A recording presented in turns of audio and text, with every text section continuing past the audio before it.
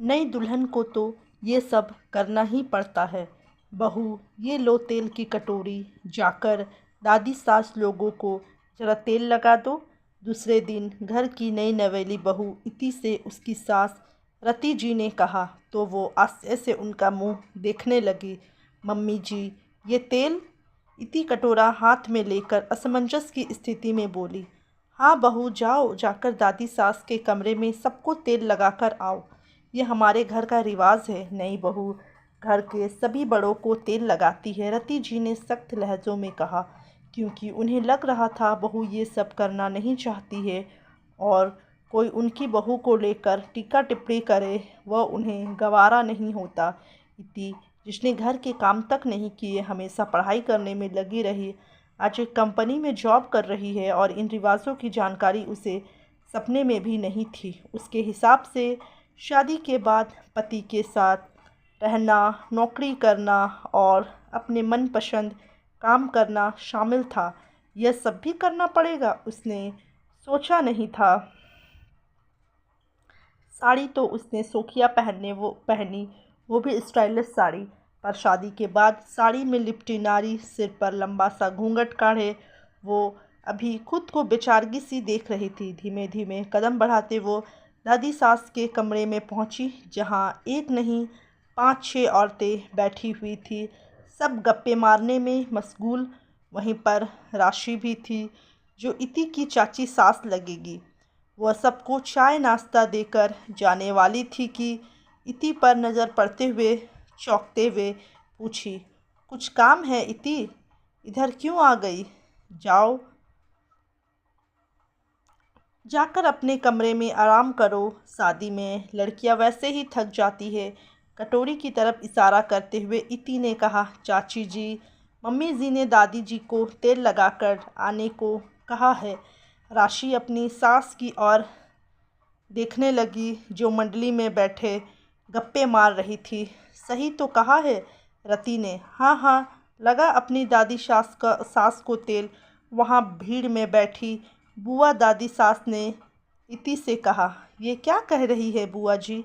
इति, कहाँ तेल मालिश करना जानती होगी अभी, और ये कोई समय है क्या? आप सब बैठकर बातें कर रही है, वही करिए ना।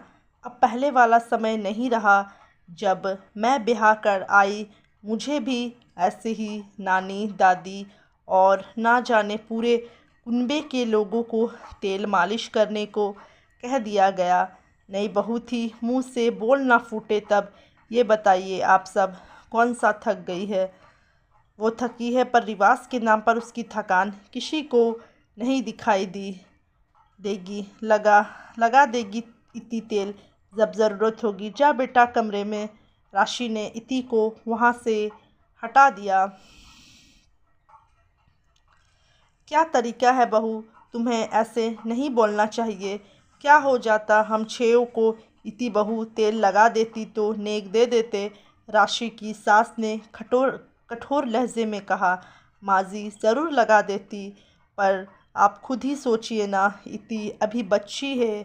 हम क्या अपनी बेटियों से ये सब करने को कहते हैं? अभी वो भी उन्हीं की तरह तो है। कल जब ज़रूरत होगी तो ज़रूर लगा देगी, पर आज उसे जाने दीजिए। आपके पैरों में दर्द हो रहा है तो मैं लगा देती हूँ। कहते हुए राशि इति के हाथों से कटोरा लेकर उसे कमरे में जाने को बोली। नहीं, हमें कोई दर्द नहीं हो रहा है। ये तो बस रिवाज है, तब से होता आ रहा है, तो अब क्यों नहीं? राशि की सासू माँ ने कहा। माँ, तब लड़कियों को परखा ही इन्हीं बातों से जाता था कि उन्हें ये सब काम आते हैं और नहीं। पर अब ऐसा नहीं है। वो पढ़ाई करती है, नौकरी करती है, घर की आर्थिक जिम्मेदारी बराबर मिलकर उठाती है। फिर शादी के लंबे चौड़े रस्मों में वो ज़्यादा थक जाती है। जिस काम की उन्हें आदत नहीं, वो काम करवा कर उन्हें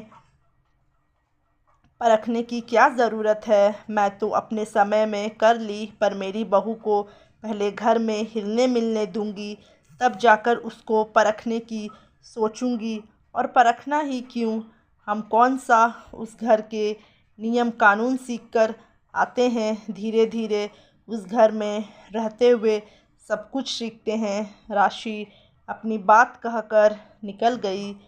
हाथों में चाय नाश्ता का बर्तन था तो रसोई में पहुंची, देखा तो जेठानी उसकी बाट जोह रही थी। राशि, ये क्या किया तुमने? इति को तेल लगाने से क्यों मना कर दिया? अब सब मेरी बहू की बुराई करते फिरेंगे। रति का चेहरा उतर सा गया। कमाल करती है भाभी, आप भी सच बोलिएगा। जब आप ब्याह कर आई थी तो पूरे लोगों की लाइन से तेल मालिश करना आपको अच्छा लग रहा था। मुझे तो इतनी नींद आ रही थी, फिर भी सब ऐसे मालिश करवा रहे थे जैसे आज के बाद कभी उन्हें तेल ही ना लगेगा। वैसे इति आपकी बहू है, पर मैंने अपनी बहू मान उसे मना कर दिया।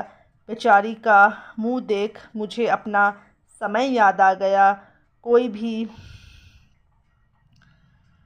बेकार के रिवाज यूं ही चलाते रहे, ये कहाँ की समझदारी है।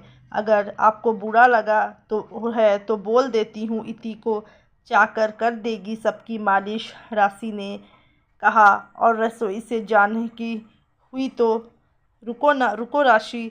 इति को जब बोली तो उसका चेहरा देखकर दया आ रहा था, पर मुझे लगा माँ जी नाराज़ ना हो जाए इसलिए भेज दी, पर तुमने सब कुछ अच्छे से संभाल लिया। इति आकर मुझे सब बता दी।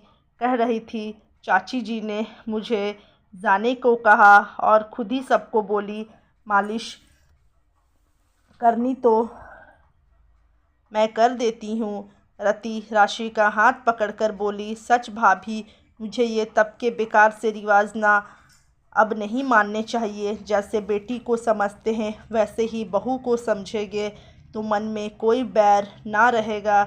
हम भी तो गाहे बगाहे कह ही देते हैं ना, तब हमें क्या क्या नहीं करना पड़ता था बेमन से, फिर अब वही क्यों दोहराना? राशि ने कहा। और दोनों जेठानी देवरानी कह गले लग गई। इति भी दोनों का प्यार देख सोच रही थी, जहाँ ऐसे समझदार लोग हो तो बहुत कुछ बदल सकता है, और कुछ बदलाव तो नई पीढ़ी को भी कर लेते हैं। दोस्तों, मुझे नहीं पता आपने ये सब देखा है या नहीं, या किया है या नहीं, पर कई जगहों पर आज भी ऐसे लोग भरे पड़े हैं। नई बहू आई नहीं कि पैर पसार देते हैं।